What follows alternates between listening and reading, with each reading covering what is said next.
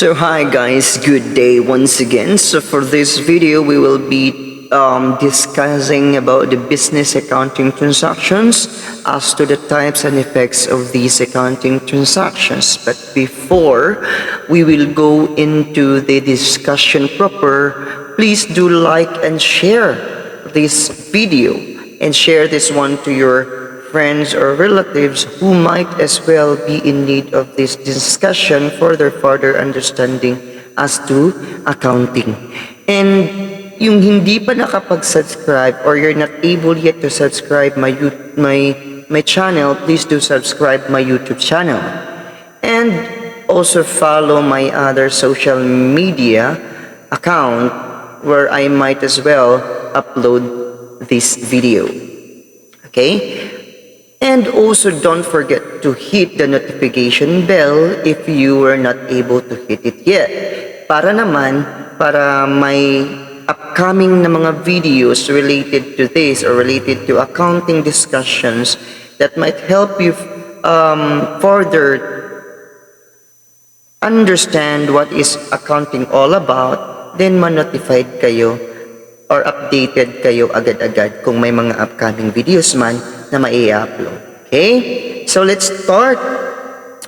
So, the business accounting transactions, there are 4 types of business accounting transactions. So what are those 4 types of business accounting transactions? So here we have the 4 types of business transactions. 4 types of business accounting transactions or 4 types of accounting transactions.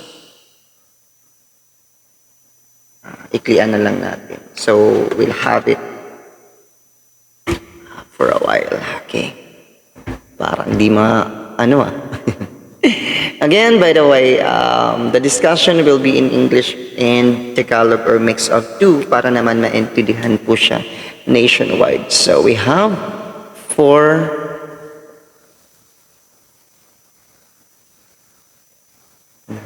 ayun na. Okay.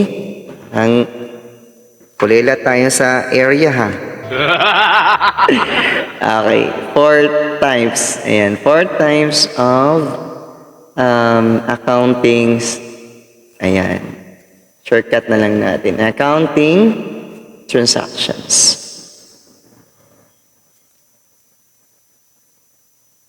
So what are those 4 types of accounting transactions? First, we have what we call source of assets. Source of assets. So later on, we will discuss them one by one. So pangalawa, we have exchange. Exchange of assets. So, para mas ma-memorize mo agad-agad, so we have SAEA. Ayan. Ang pangatlo, we have now use of assets or UA. Pang-apat, ayan. We have exchange of claims or EC. Okay. Ito yung 4 na types ng business transactions. Ano nga ba yung transactions? Ang transaction nga pala, it is defined as a particular kind of event that involves the transfer of something of value between 2 entities. Bali, ang transactions is mangyayari dun sa dalawang entity na nagta-transfer ng value from one another ng something in value. Those are with value kasi nga we are into accounting. So, yung recordable transactions lang ang pwede nating i-record to those transactions na may financial impact. So ito yung apat na source or apat na types ng accounting transactions na pwede nating or na ma-meet natin along the way, no? Being an accountant or being the bookkeeper of a certain business entity. Kung ano yung mga transactions with financial impact, yun po yung kakailanganin natin na bigyan ng atensyon. Kasi magkakaroon siya ng impact doon sa ating financial records. Okay? Ang apat na source or apat na types of accounting transaction na ito are further, tawag natin dito,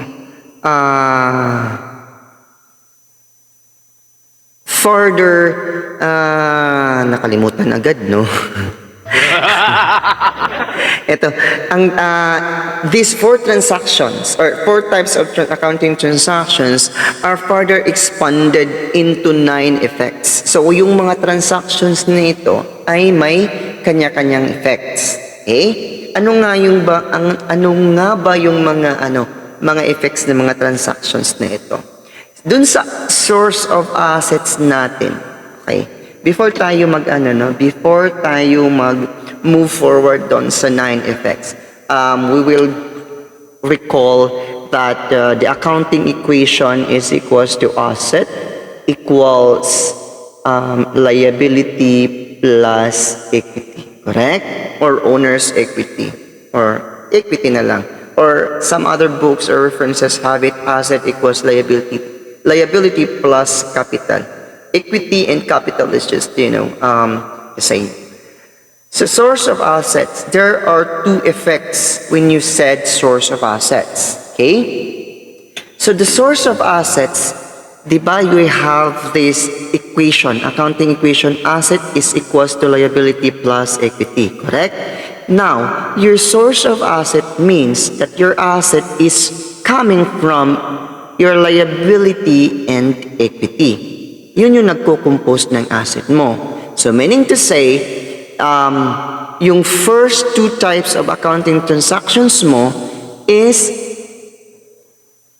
an increase of this will have an equivalent increase from this one. An increase with this equity also have an equivalent increase in your assets. Kaya nga tinatawag nating source of assets. Kasi dito nanggaling yung asset mo. Yung liability tsaka equity mo, siya yung nagko-compose ng asset mo. So, bali, yung source of asset mo will be divided into 2 effects, correct? Ito yung first na increase in asset will have an equivalent increase in your liability. Okay? And another effect of source of asset, di ba? May dalawa tayong source. So, mag-i-increase naman yung asset mo, increase in asset, kung mag-i-increase yung equity mo. If there is an increase in equity or an equivalent increase in equity. Later on, we will discuss these one by one. Okay? We will understand each effect. Okay? Pero magbase tayo dun sa types of transactions. Pangalawa is yung exchange of assets. Ano nga ba yung mangyayari doon sa exchange of assets? Diba? Yung exchange in assets, wala tayong parang from one asset lang to another asset. Kasi hindi na exchange of asset lang siya. So, hindi siya mag-e-effect doon sa liability tsaka equity mo. So, we will discuss it further later. Okay? But we will just have the 9 effects listed for a moment, for this time being. Okay? So, ano nga yun? From one asset, increase increase in one asset, no? One asset account will have an equivalent decrease. Kasi nga, transfer from one asset to another assets in another asset. Okay? Pangatlo, ano naman yung use of asset natin? Yung use of asset natin is may dalawang effect din siya. Okay? Okay. Kanina, may source of assets tayo. Diba? Yung source of asset natin nanggagaling dun sa liability tsaka equity. Kaya yun yung source ng asset natin. Ngayon naman, ito ay kumbaga kabaliktaran naman ng source of asset. Kumbaga yung asset naman is magiging source ng tawag nito satisfying the claims over your assets. Kumbaga use of asset, yung asset mo naman yung ginagamit mo. Ito yung mababawasan yung asset mo kasi nga may binabayaran ka or may yun nga yun. Yung asset mo is mababawasan kasi may binabayaran na claims or may binabayaran na utang. Kaya yung tinatawag na use of asset. Ginagamit mo na ngayon yung asset mo dun sa business transactions mo. Pero yung una, sources of assets, kung saan nanggaling yung assets mo. Ngayon naman, paano mo ginagamit yung asset mo or ano yung ginawa mo sa asset mo? Ginamit mo na yung asset mo for your business transactions. Ano yung dalawang effect ng type of transactions na to? Una is meron kayong ang effect niyan is of course decrease in asset kasi nga ginamit, di ba? So decrease in asset will have an equivalent decrease in your liability. Dalawa kasi yung paggagamitan yan. Either asset or either in liability or equity. So decrease in still in asset, decrease in asset will have an equivalent also decrease in your equity. Ayan. Okay. So at this moment, before we will continue, please take down notes of these 4 types and corresponding effects. Okay? Para later on, kasi nga, limited lang po yung whiteboard natin, i-erase ko po ito, tapos i-discuss natin one by one. So, para may guide kayo dyan sa notes nyo kung ano yung dinidiscuss natin, kung saan tayo patungo. Okay? So, for exchange of claims, ito naman ay divided into 4 effects. Okay? Ano nga yung 4 effects ng exchange of claims? Una, mag-increase yung liability, increase in liability equivalent, kasi exchange of claims lang siya. Kanina, exchange of assets, correct? So, ang apektado ng exchange of assets is only your asset account or your left side of the equation. Ngayon naman, yung exchange of claims, so kanina sa exchange of assets, no, walang mangyayari dito sa liability at equity mo kasi nga, nakapokus lang siya dun sa asset, exchange of assets. Ito naman, sa kabilang side naman. Doon naman tayo sa left side, kumbaga exchange of claims. So, walang mangyayari doon sa asset side mo, doon na lang sa right side ng equation. Kasi, exchange of claims. Bali kasi, yung dalawang to are considered claims. Kaya nga, ito yung source of asset, ito yung source ng asset mo. So, bali, ito din yung may claims doon sa asset mo. Okay? Kaya nga, sa number 3 types natin, use of asset. So, yung gamit ng asset mo is mapupunta doon sa liability tsaka equity mo Or pwede din siyang within assets uses, no? Ginamit mo siya or transfer mo siya from one assets to another assets. Yung pang-apat is exchange of claims. So walang kinalaman yung asset, may mga changes lang dito sa liability tsaka equity. So the transactions revolves around here lang for the exchange of claims. So ano yung una? Exchange in liability, increase in liability will have an equivalent decrease in equity. Okay, equivalent ha? You know equivalent. Kung magkano yung increase dito, siya yung decrease dito. Okay? Kung magkano yung increase dito, siya yung increase dito. Correct? Always remember that the equation should always be equal. Okay? Kaya nga may equal sign kasi equal. Kasi, di ba? So kung ano yung in-increase mo dito, siya yung equivalent increase ng sum ng dalawang ito. Okay? Kung ano yung decrease nito, siya rin yung decrease ng sum ng dalawang ito. Okay? In all times, that asset is equal to your liability plus equity. Ito yung unang effect ng exchange of claims. Sa mag-increase lang yung liability mo, decrease naman yung equity mo. Same amount. See? Ba? Equals.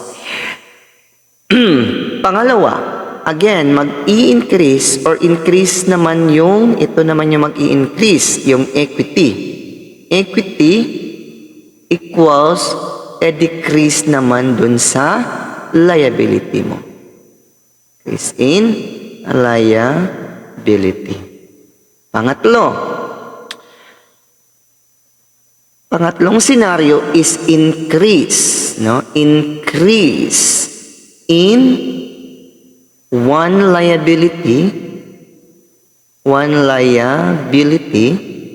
pasensya na, limited tayo sa area of responsibility. Area ng ating whiteboard, okay? Teka lang, parang mandilim na tayo dito ah. Ilawan muna natin. Ayan. Ayan, nagre-reflect na yung ilaw. Sa alam nyo yan na equity. So, pag may increase tayo in one liability, magkakaroon din tayo ng equivalent decrease. Decrease in another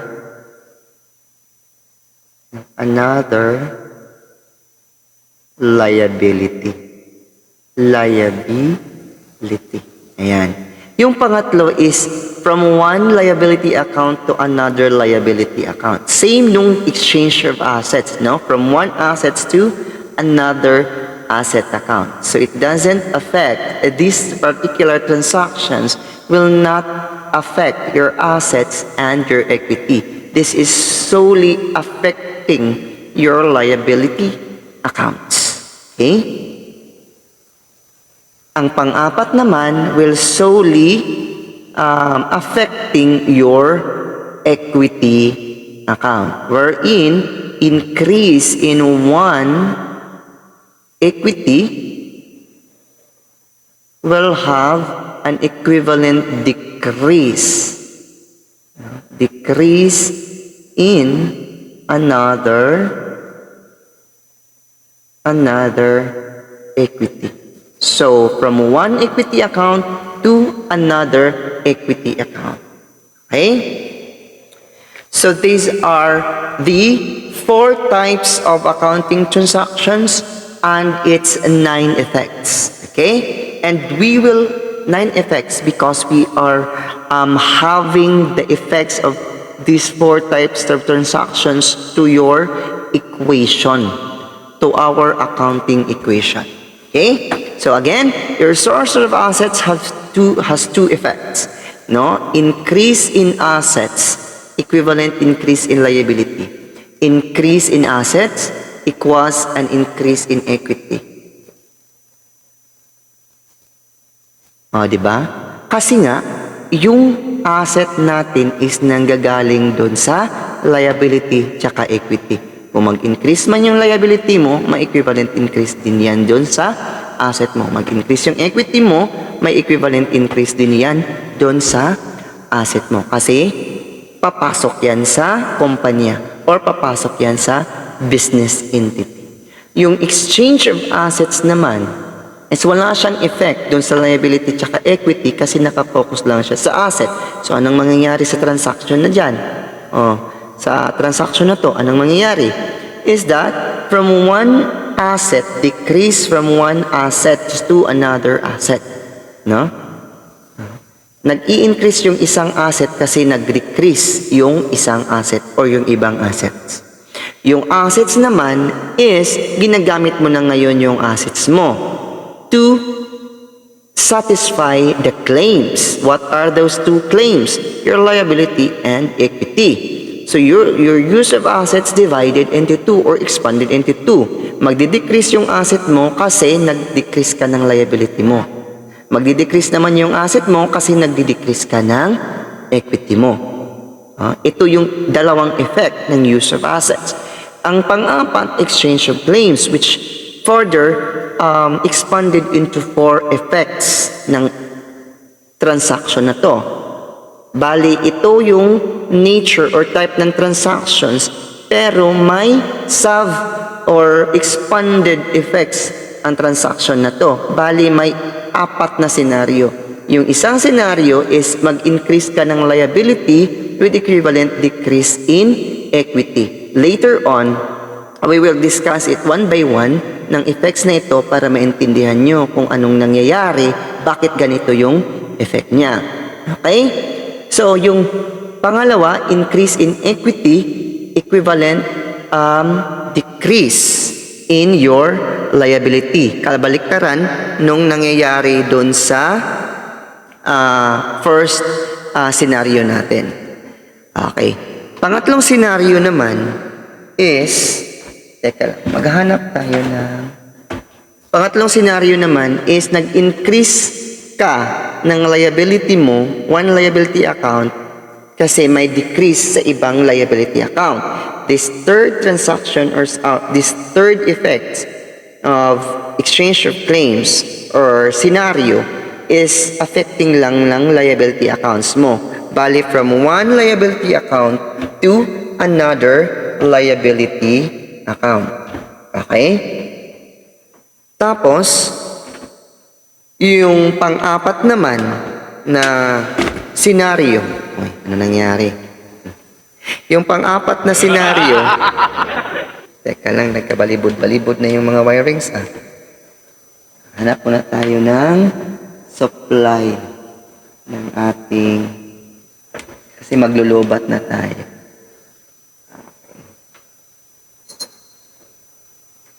Nawala yung supply. Ito yung supply natin. Bigay mo tayo. Ngayon, yung pang-apat natin is increase in equity and equivalent decrease in another equity. Bali, itong pang-apat na transaction, pang-apat na effect ng exchange of claims na transactions is transferred naman or mag-effect lang dun sa equity account natin. So, walang effect siya or hindi siya hindi apektado yung dalawang other accounts, assets, and your liability. Yan. So, please do take down notes of these 4 types of transactions with its 9 effects. So, yung source of assets may 2 effects. Yung exchange may 1. Yung use of asset may 2. Kasi nga kabaliktaran lang ng source of asset. And then, for exchange of claims which further expanded to 4 effects. Okay? Just have it in your notes because later, after this, I just give you 5 minutes to have this in your notes. Or let's say 1 minute or 1 or 2. Basta, review nyo lang mamaya. Kung you need more time to copy this or pause nyo yung video para makopy nyo lahat ng nakasulat dito. Kasi I will delete this one and discuss them one by one para naman mas maintindihan natin kung ano yung ibig sabihin ng mga types na accounting transactions na to and its effects, kung bakit ito yung magiging effects nila. bibigyan natin ng example para mas lalong maintindihan nyo yung 9 effects na ito. Okay? So we will delete right now these effects. Okay? Una nating i-delete ito kasi unang i-discuss natin yung source of assets. Ayan. Yung source of assets is may dalawang effects, correct? Yung dalawang effects nga niya is exchange. Increase in assets equivalent. Ano ba to? Ang gulo-gulo Okay.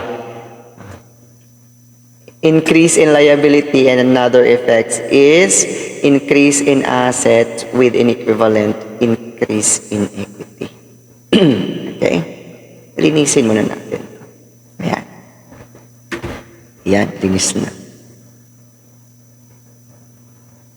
Ayan. Diba? So, magbigay tayo ng example para maintindihan natin. Ano ba yung best example ng source of assets natin?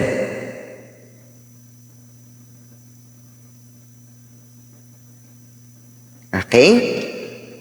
Unang example natin is, di ba, dalawang yung source natin from assets to liabilities. Yung increase in assets natin with equivalent increase in liability, ang example niyan is, ayan, merong example tayo agad dito, no? Yun bang nag-purchase ka? Example, purchase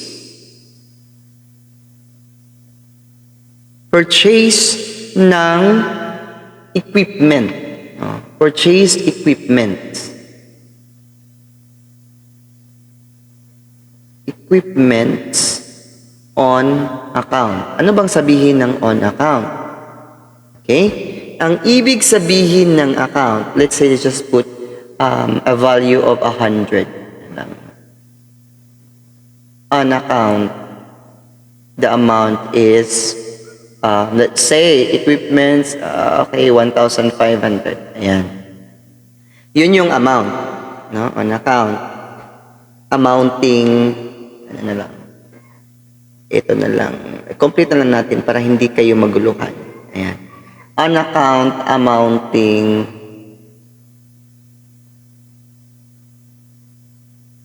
1,500. Ayan. Ito na yon, yung increase of assets, di ba, increase in liability.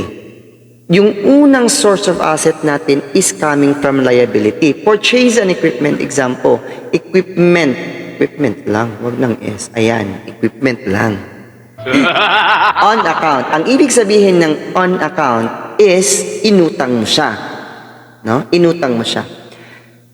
Reminder on the transactions or transaction statement, pag walang nakasulat as to utang siya, no? If the problem is silent, if binili siya ng cash or inutang mo siya, ang pinaka-assumption doon is automatically it was been purchased or binili siya on cash or spot cash.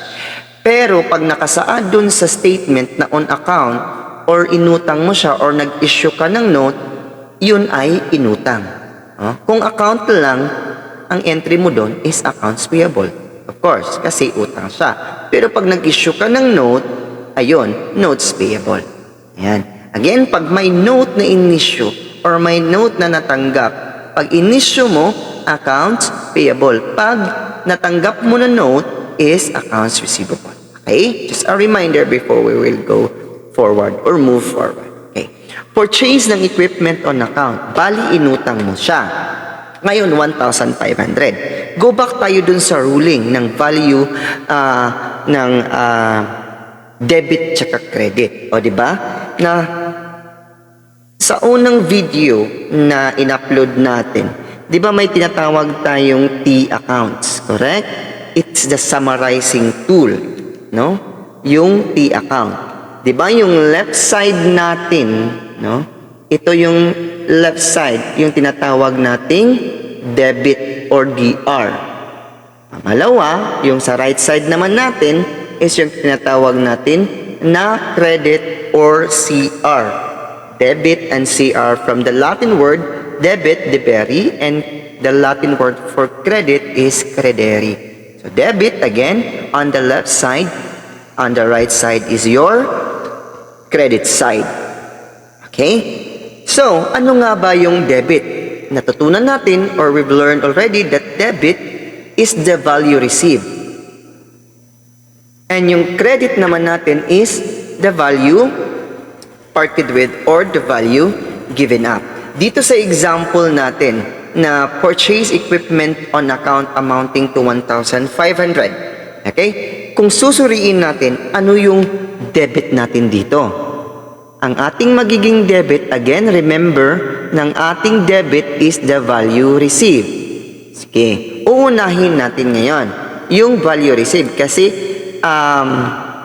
clear naman doon kung anong marireceive natin dito sa transaction. Purchase an equipment on account amounting to 1,500. Again, do not be misled by the term purchase. Although, binili mo siya, pero hindi mo pa siya binayaran. Kasi yung iba, pag sinabing purchase, cash agad eh. Okay? Pag sinabing purchase, hanapin mo pa yung ibang term na magsasaad sa'yo kung binayaran ba or hindi yung binili mo or yung na-acquire mo na equipment. Again, yung equipment is binili mo siya or kinuha mo siya, natanggap mo siya on account. So, ano yung natanggap anong natanggap mo or ng business entity? Diba yung equipment? Correct? Debit natin ngayon yung equipment. Okay? Okay. For discussion purposes, ito muna. When analyzing the transaction is hanapin mo yung value received tsaka value parted with.